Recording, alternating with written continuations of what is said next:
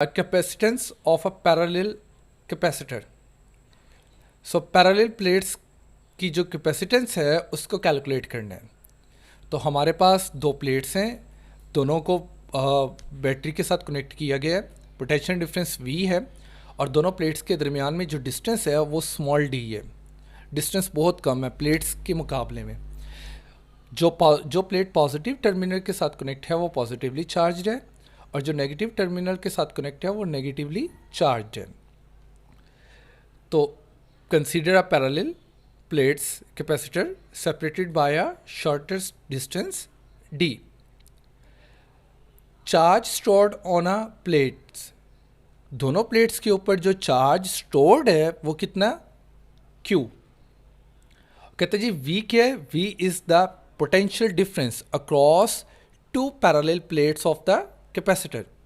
हम पहले पढ़ चुके हैं कि दोनों प्लेट्स क्योंकि बैटरी के साथ कनेक्ट हैं तो पोटेंशियल डिफरेंस क्रिएट होगा। Q बराबर है C इंटू V।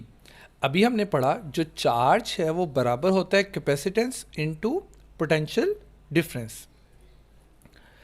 सो यहाँ से V हमारे पास क्या है? Potential difference. अभी हमने ऊपर कहा V is the potential difference across the two plates of a capacitor. और जो पोटेंशियल डिफरेंस है वो बराबर होता है किसके? Work done on a unit charge. अगर आपको याद हो तो इससे प्रीवियस हमने जो लेक्चर्स हैं उसमें इसको डिटेल से पढ़ा था कि potential difference work done on a unit charge के इक्वल कैसे होता है। सो ये डिटेल हम पहले भी पढ़ चुके हैं। तो work done from positive plate to negative plate, positive plate से नेगेटिव प्लेट के दरमियान में जो वर्क डन है वो किसके इक्वल होता है? पोटेंशियल डिफरेंस के। अगर एक पॉइंट चार्ज को प्लेस किया जाए दोनों प्लेट्स के दरमियान में तो पोटेंशियल डिफरेंस बराबर होता है work done from positive to negative plate on a unit charge Q naught. अगर मैं इन दोनों प्लेट्स के दरमियान में अगर Q नॉट रखूं तो उसके ऊपर जो वर्क डन है वो किसके इक्वल होता है जी? पोटेंशियल डिफरेंस के। और हमने क्या करते हैं, हम इन दोनों प्लेट्स के दरमियान में क्योंकि हम कह रहे हैं जो positive test charge Q naught है वो इन दोनों प्लेट्स के दरमियान में है और पॉजिटिव से नेगेटिव की तरफ मूव कर रहा है, यानी हम इंटीग्रेशन पाथ यहाँ पर ले लेते हैं पॉजिटिव टू नेगेटिव। और हम जानते हैं कि वर्क डन किसके इक्वल होता है? Force into displacement. और फोर्स किसकी इक्वल होती है? F बराबर होता है Q not into electric field. So F की जगह हम क्या पुट कर देंगे? Q not into E। तो F की जगह हमने Q not into E put कर दिया और ये Q नॉट से कैंसिल हो जाएगा। तो पोटेंशियल डिफरेंस किसकी इक्वल आ जाएगा?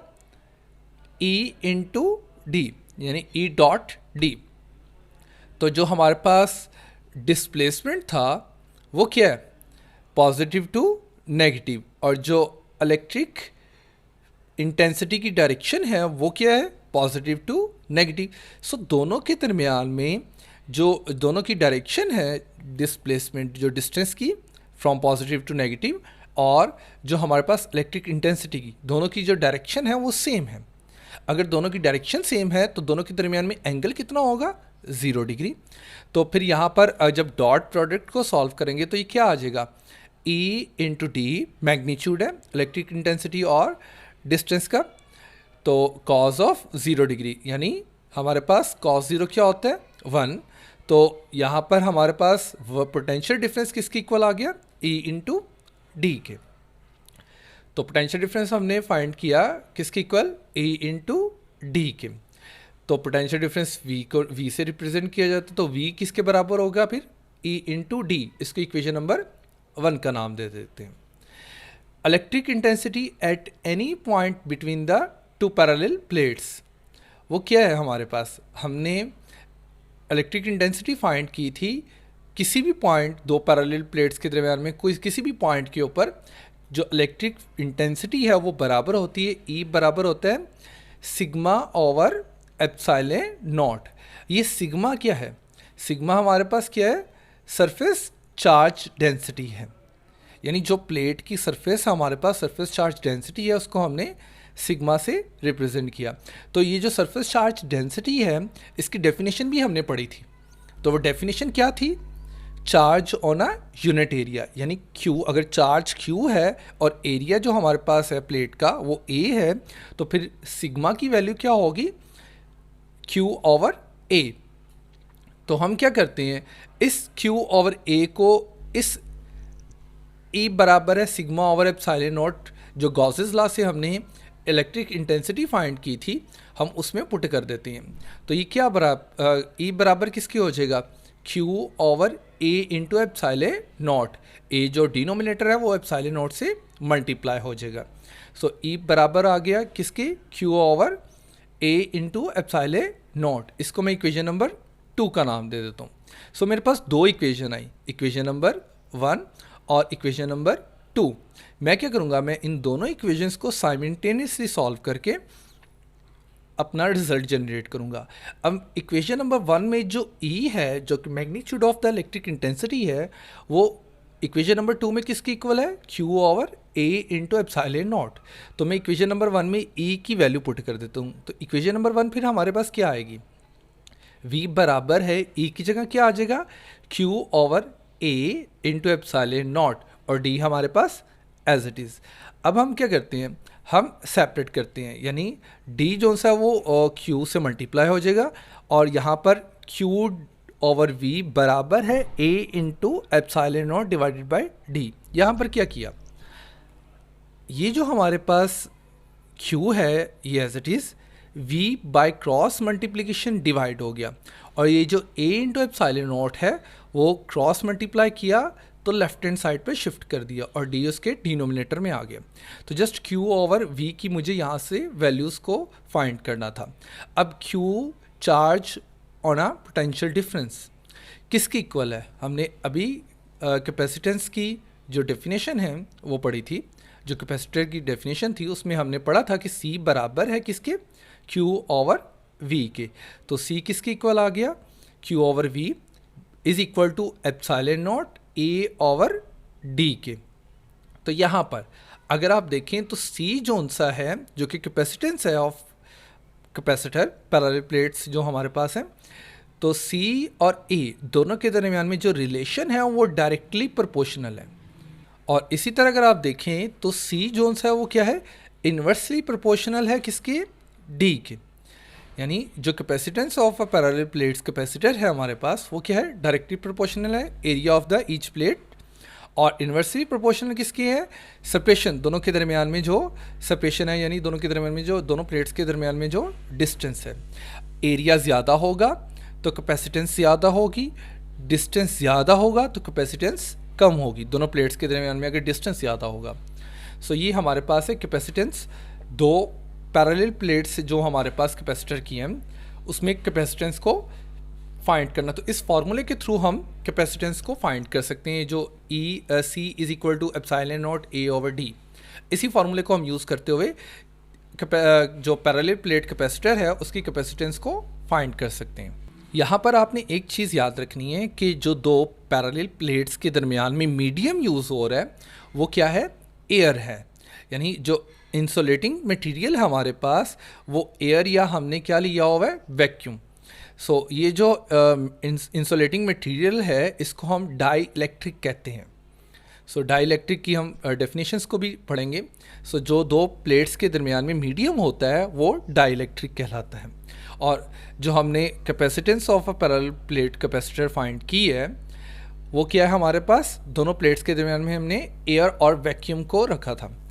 तो अगर हम इसके अलावा कोई और मीडियम यूज़ करें तो फिर इस कैपेसिटर की कैपेसिटेंस पे क्या फ़र्क पड़ेगा उसको भी देख लेते हैं। तो अगर मैं डाई इलेक्ट्रिक मीडियम चेंज करूं, यानी एयर और वैक्यूम के अलावा कोई रखूं, तो फिर क्या फ़र्क पड़ेगा। इससे पहले हमने फार्मूला अभी कैलकुलेट किया था, वो क्या था, C बराबर है epsilon naught A over D के। तो अगर हम डाई इलेक्ट्रिक यूज़ करें तो क्या फ़र्क पड़ेगा।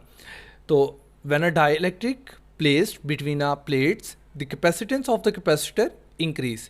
तो जो कैपेसिटेंस है कैपेसिटर की वो क्या हो जाएगी, इंक्रीज़ हो जाएगी। वो इंक्रीज़ कैसे होगी, हम क्या करेंगे, हम ये जो फार्मूला हमने अभी कैलकुलेट किया था इसमें एक कांस्टेंट इंक्लूड कर देंगे, अच्छा, उस कांस्टेंट की जो वैल्यू होगी, जिस कांस्टेंट को मैं के ई का नाम दे रहा हूँ, अगर आप देखें तो यहाँ पर एक कांस्टेंट इंक्लूड कर दिया गया के ई। इस के ई की जो वैल्यू है वो डिपेंड करेगा कि हमने दो प्लेट्स के दरमियान में डाइलेक्ट्रिक किस टाइप का यूज़ किया। जौन सा भी हम डाइलेक्ट्रिक यूज़ करेंगे उसकी स्पेसिफिक वैल्यू होगी, वो अगर हम इसमें पुट कर देंगे तो क्या होगा, हमारे पास कैपेसिटेंस इंक्रीज़ हो जाएगी एज़ कम्पेयर टू एयर और वैक्यूम मीडियम के। तो हमारे पास कैपेसिटेंस क्या हो जाएगी, इंक्रीज़ हो जाएगी दोनों प्लेट्स की कैपेसिटर्स की। तो अगर मैं इसको इक्वेशन नंबर 2 का नाम दूं, तो इक्वेशन नंबर 1 और इक्वेशन नंबर 2 को अगर मैं इक्वेट करूं तो किस तरह होगा, क्योंकि इसमें अगर आप राइट हैंड साइड देखें तो epsilon naught A over D और epsilon naught A over D, ये दोनों क्या हो जाएंगे, इक्वेट हो जाएंगे।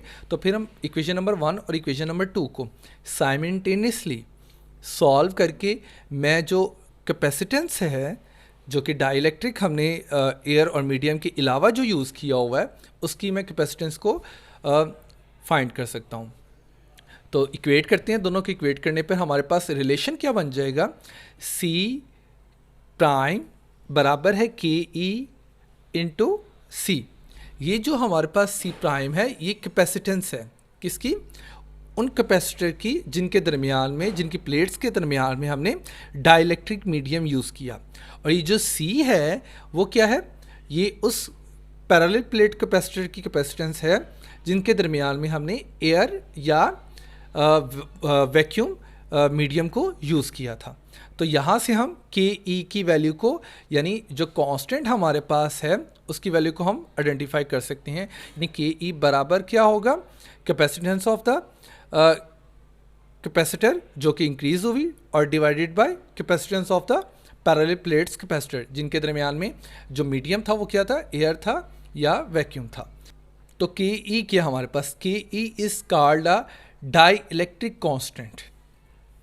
डाइलेक्ट्रिक कांस्टेंट क्या होता है, ये इंडिपेंडेंट होता है। अगर हमने जो दोनों प्लेट्स के दरमियान में जो भी हमने इंसुलेटर यूज़ किया हुआ है उसका साइज़ क्या है, उसकी शेप क्या है, उससे इंडिपेंडेंट होता है।